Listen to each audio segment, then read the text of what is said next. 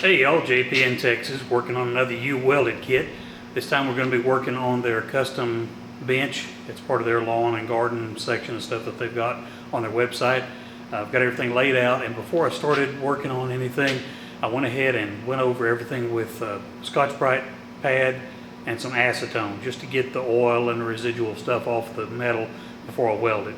Keeps your contaminants down under control. The other side of that is, as soon as you get done welding it together, you probably need to prime it and put some paint on it so it doesn't rust up on you overall, because that oil is what protects it. We'll get started in just a second. Alright, there's everything all laid out. Good old acetone and a Scotch-Brite pad. Got two sides that go on the bench. And Paul and his guys did the custom CNC work. My family runs registered Texas Longhorns, not the two-legged variety, the four-legged, and so they custom did all the CNC work on the back of the bench, and then everything else is pretty well standard the way it normally comes. You've got the four sides to make up the cup holders that are in the ends of the arms there. You can see that little square. That's where that goes. It completes a square enclosure of that and a bottom. There's the seat bottom. There's the back. Four stiffeners that go in that reinforce the back of the chair and the bottom of the bench, just in case your mother-in-law wants to come over for a visit and try out your new chair. And there are the legs that go on the front of it, and one of these that goes on the inside of each of the legs. So without further nonsense, let me get started up and get everything ready to go. Alright, I've got the cup holders put together, and you can see that the square piece goes on the very bottom of the cup holder, and then there's two-sided 90-degree angles that go together and form a square for the cup holder itself. The longer of the two ribs goes on the outside of the chair, and you can see that it comes up right in behind that cup holder. You can see I haven't got it welded yet. You can see that I've got it laid up pretty much flush with the back side of that cup holder, and then it runs down pretty well parallel to right there. And I'm kind of trying to match this angle on the leg, and I'm trying to line this up where those two are square with one another.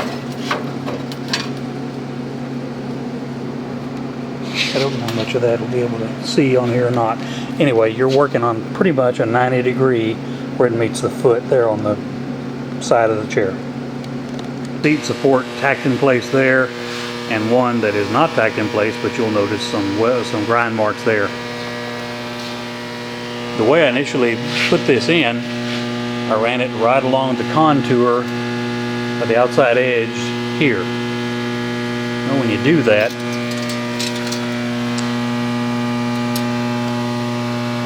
it winds up right at 20 inches. When you look at the back of the seat and you run your tape across there, it's 18 inches. So you need to move that seat support in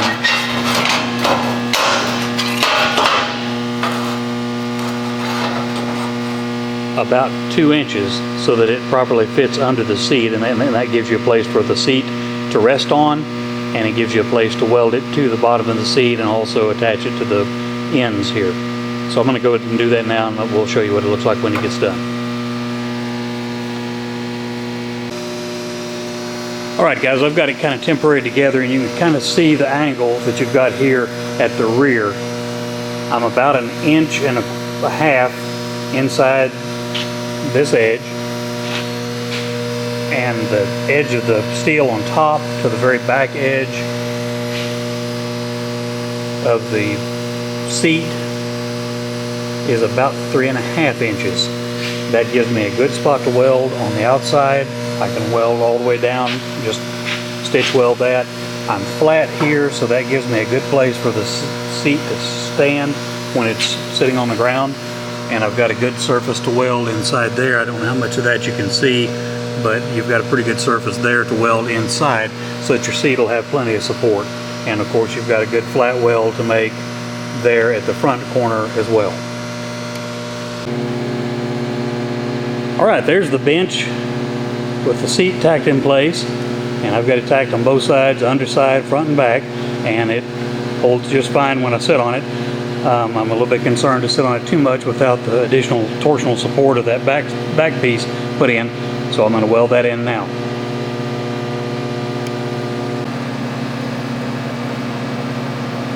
There's the bench laying on its back.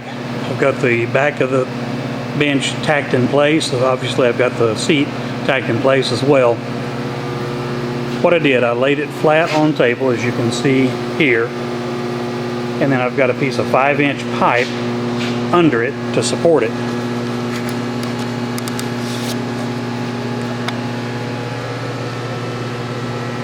There. And I've got a 2x6 under it at the very front edge. My gap from the bottom of the seat here to the bottom of the back of the seat is 4 inches. So once I made sure that I had 4-inch gap on both sides, I tacked that into place, made sure that everything was level from side to side, here and here.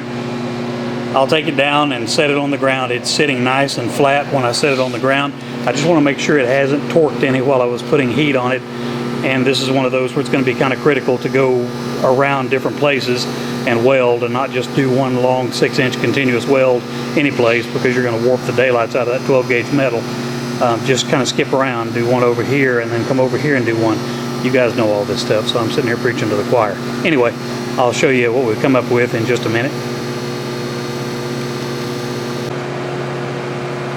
Well guys, there's everything put together. I've still got to do some finish welds on the cup holders just to make them look good, and I'll do some more welding on the bottom of it. But overall, there is the bench completely assembled. This one I got to actually go down to Weld it and get a tour of the shop and meet Paul and Chris and Dana that work there. Super impressed with those guys. They're real low-key, easygoing. The stuff they've got in the shop is just the coolest thing you've seen, and they produce a lot of nice products. But again, some of the nicest guys you want to run across. No attitude, no nonsense, and they know they produce a very good product, and they're very proud of what they do, and justifiably so.